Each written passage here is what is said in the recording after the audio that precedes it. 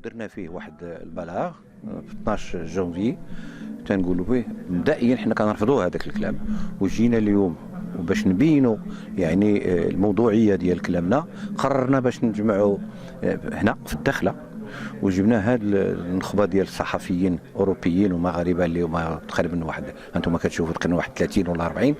درنا واحد الجوله البارح على في عبر المنشات اللي هي كتهتم اولا بالصيد، وشفنا حتى المنشات اللي هي كتجهيز كالمرسى كالمطار، المسائل كلها اللي كان غادي نكونوا بها واحد الجواب لذاك الكلام الناقص اللي قال هذاك السيد ذاك المدعي العام، انه تيقول بان المغرب كيستافد من يعني من اتفاقيه وما كيديرش هذاك يعني المدخول ديال الاتفاقيه اللي هو 2 الفرنك. بكل صراحه ما كنديروش، حنا بينا ليه بان المغرب كيدير 100 نوبه اضعف من ذاك 2 ريال اللي كتجي.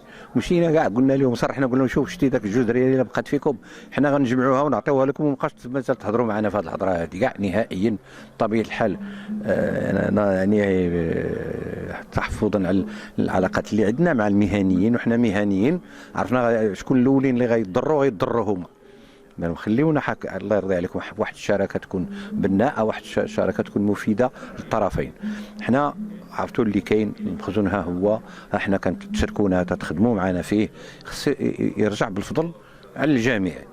حنا الحمد لله نقولوها بكل صراحه مع المهنيين ما عندنا حتى شي مشكل. المشكل اللي عندنا مع السياسيين ديال اوروبا، واللي كيتصنتوا لبعض الكلام اللي هو كنعرفوه كاملين من كيجي، والناس اللي هما عندهم اغراض اخرى من غير ان المغرب يكون على خير وبخير مع اوروبا.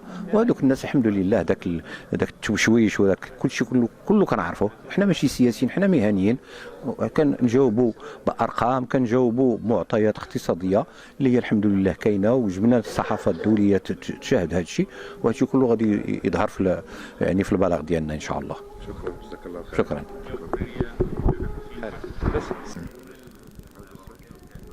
هذا الوفد اليوم الاسباني اللي جا، شنو هي القيمه المضافه اللي يمكن يضيف في قضيه اتفاقيه الصيد البحري بين اوروبا والمملكه المغربيه؟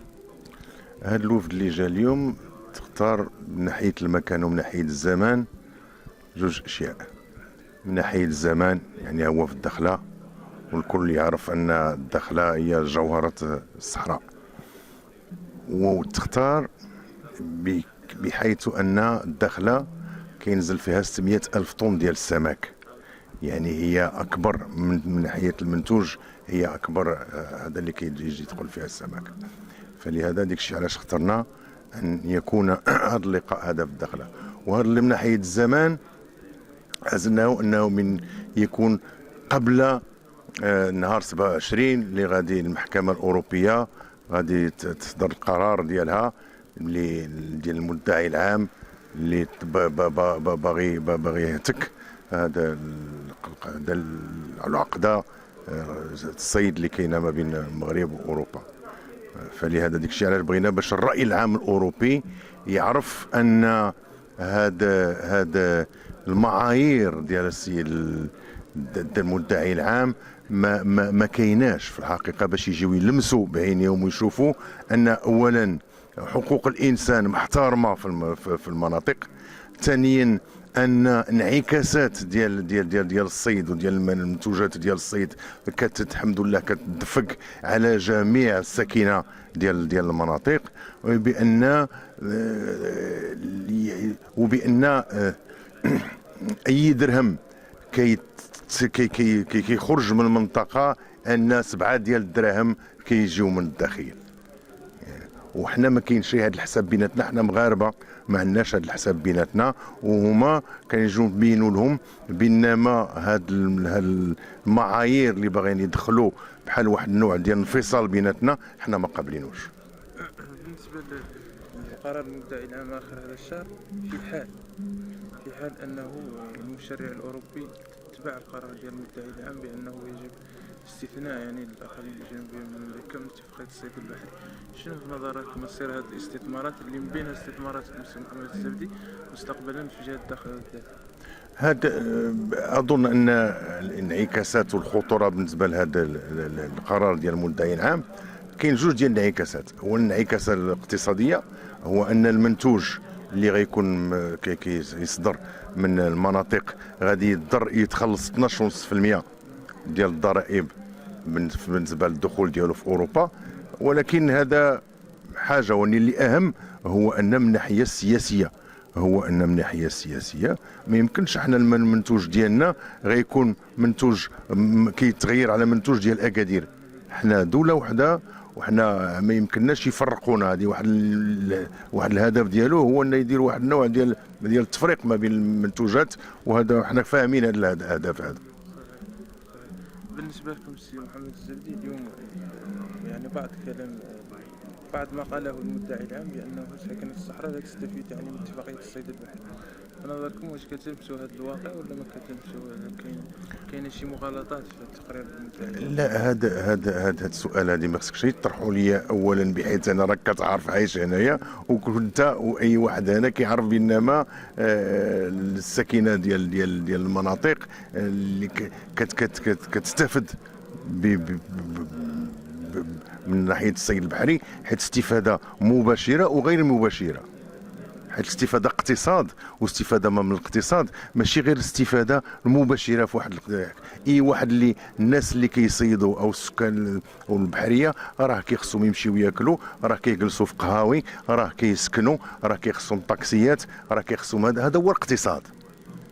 يعني الواحد الصيد البحري غير كيكون وسيله باش التنميه الاقتصاديه والاستفاده في الرواج ديال التنميه الاقتصاديه، ماشي غير استفاده مباشره.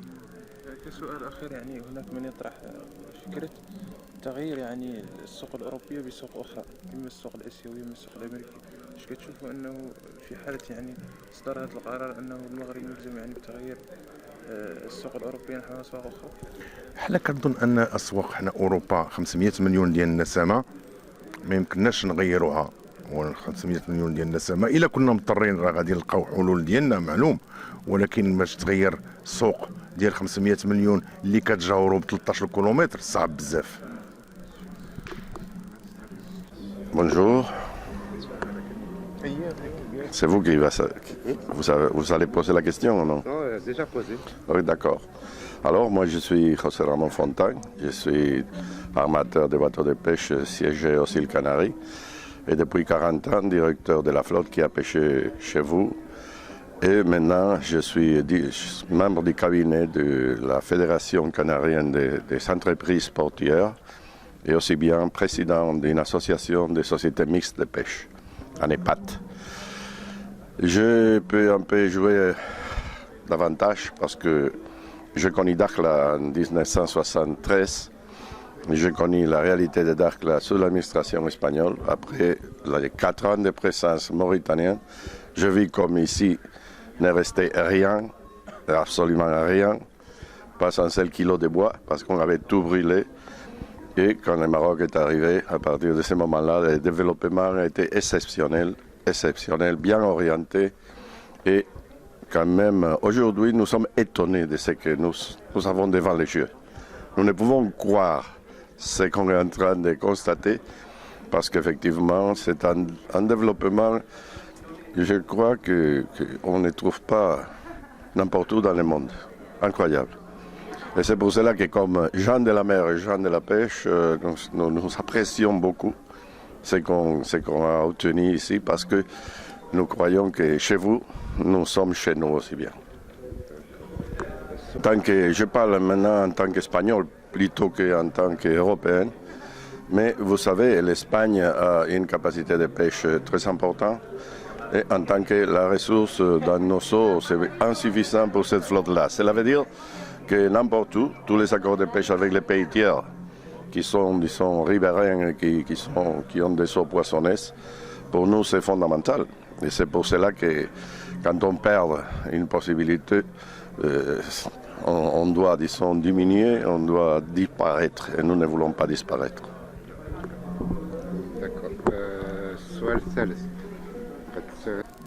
D'autres pays comme l'Allemagne ou autres ne soutiennent pas cet accord parce qu'ils n'ont pas d'intérêt. Est-ce que les intérêts directs sont les seules raisons de soutenir cet accord? Moi personnellement, je connais 25 ou 30 accords de pêche avec des pays tiers. Et je pense que ce qui est plus bénéficié de l'accord, c'est le Maroc, parce que c'est une très bonne affaire pour le Maroc quand on parle de 40 millions d'euros par an, en ayant compte la présence de flottes chaque fois plus petites. Parce que dans le passé, nous étions 700 bateaux chez vous. Aujourd'hui, nous ne sommes que 125 ou 130. Cela veut dire que les premiers bénéficiaires, à mon avis, c'est le Maroc. C'est une bonne affaire pour le Maroc, mais aussi bien le fait que la petite pêche espagnole, parce qu'il s'agit de la pêche andalouse, ce sont des bateaux pas industriels. Les bateaux industriels sont chez les Hollandais ou chez... Un bateau hollandais, c'est plus que toute la flottille espagnole, presque. Alors, cela veut dire que c'est relatif, ce qu'on dit. Mais effectivement, point de vue, disons, socio-économique espagnol, partie sociale, c'est très important. La flottille andalouse a besoin de et remercie la possibilité de pêcher chez vous, ça c'est clair. Merci beaucoup, monsieur.